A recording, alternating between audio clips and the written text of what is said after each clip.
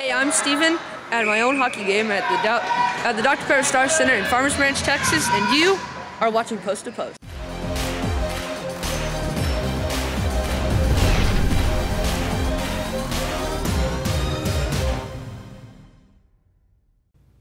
Hello and welcome to Post, the channel where we discuss all things hockey and all teams. And jersey number 27 to the collection here, Columbus. There's so many little things on this jersey that I love. The pinstripe, which is awesome. Just a subtle little touch of the stars here on the sleeve. And then the elastic end here, right on the wrist. Most jerseys are really loose there, but Columbus decided to go with the elastic ones. And this is a Reebok version, by the way. They decided to go with the elastic kind of wrist area. And Washington, I have another Washington jersey over there I will be making a video on soon. They did the same thing, and I actually really like that. Yeah, it's nice. So I finally have a Columbus jersey, and Columbus had to go with it. So Columbus fans, you'll have some merch to look at for the Columbus videos. And this is a Columbus video, so let's talk some Columbus. And I kind of had the broad view about Columbus that, you know, they were a pretty good team this year. They're in a good position. They're second, so currently in their division, right behind Washington. So I dug a little deeper because I've watched Columbus. I've probably watched about 10 or 11 Columbus games this year. I felt they've played good from what I've seen. Their special teams, not so much. And once I dug into the numbers, I learned a lot of things. And it's not good. It's actually not good at all. I'm going to go through as much as I can here, give my opinion. And I don't have a lot of hope for Columbus. And it kind of sucks because they're one of those teams on my list that I never really liked that much, but are kind of climbing back up. And just to see them this year on paper, it's a bit worrisome. So it's strange to say that because they're in second in the Metropolitan Division with, you could say, a secure playoff spot. But that's not true, and I'm going to tell you why. So just looking at the penalty kill and power play, special teams are hugely important in the playoffs. So currently, Columbus is 26th in the league on the penalty kill. That's not good. However, it gets worse. On the power play, they're 31st in the league. They have the worst power play in the National Hockey League. 26th in penalty kill, 31st on the power play.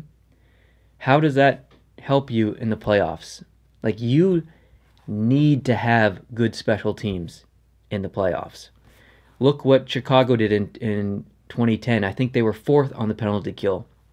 LA in 2012 was 4th on the penalty kill. Chicago in 2015, I think, were 3rd on the penalty kill. And I believe Pittsburgh in 2015-16, I think they were 11th. So still not amazing, but you need to have good special teams to win a Stanley Cup. It's very important. And just based on that alone, man, that is scary. They really need to turn that around. John Tortorella, Brad Larson, Kenny McCudden, Brad Shaw, and Dan Singleton. These are all the coaches and assistant coaches and video coaches. This falls on them. Power play is all about structure. It's all about movement, and it's all about practice. And clearly, whatever they're doing is not working. So they need to change it up, or they need to implement a new kind of pattern or something. I don't really know what they need to do. I don't follow Columbus enough to really give my 100% opinion on a suggestion to change it, but they need to do something for sure because being last on the power play, not acceptable. Goals for, they're 27th in the league.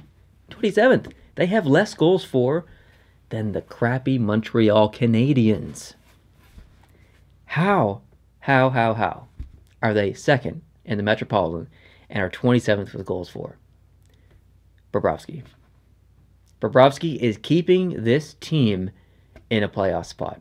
It's remarkable. If you go with the goals against, they're 11th. That's a substantial difference. Bobrovsky is really maybe even the literal sole reason why this team is in a playoff spot. Shootout wins. They're first. Columbus has won more shootout games than any other team, 6. The next closest team has 4. Hypothetically, if we take the league average of shootout wins, which is 2, say, for example, Columbus had average goaltending in the shootout, and they went from 6 to 2. That means they lose 4 points. Where does that put them in the standings? Washington would have 63. Pittsburgh would be in second with 57. New Jersey would be in third with 56. Philadelphia would have the first wild card spot. The Rangers would have the second wild card spot. The Islanders would be just outside of the playoffs. And then we would get to Columbus. Them losing those 4 points would bring them all the way down to second last in the division. So from second best in the division to second worst in the division. Just above Carolina, who has 52 points, Columbus would have 53. So the fact that you have Bobrovsky in the shootout, has taken you, basically, from second last in the division to second best in the division. That's huge. That's a huge responsibility for Bobrovsky. And just to go back on the goals for, if we look at the team and the points, Panarin has 39, Jones has 32. So your second most offensively productive person on the team is the defenseman, which isn't really uncommon. I think PK Subban is first on his team. Bjorkstrand, 26. Anderson, 25. Werenski, 22. So in the top 5, you've got 2 defensemen there. And you can't say, oh, well, they're just stacking up power play points. Werenski and Jones do play the first power play line. But, like I said, their power play is 31st in the league. It's not good. They're not scoring a lot of goals in the power play. So you can't attribute those numbers to the power play being stacked. Where's Cam Atkinson, you might say? Well, he was injured. He's only played 33 games. But even in those 33 games, he only has 14 points. That's 11th most on the team. 14 points in 33 games from Atkinson compared to what he did last year is terrible.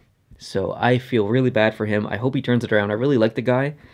A guy that I've never really been a fan of, and he is also struggling this year, which it doesn't really make me happy. I don't like to see guys struggle, but I don't feel bad for him. Boone Jenner, 42 games played, 12 points. He's a minus 10. It's the worst plus-minus on the team, and he's been currently demoted to the 4th line. Terrible year for Boone Jenner.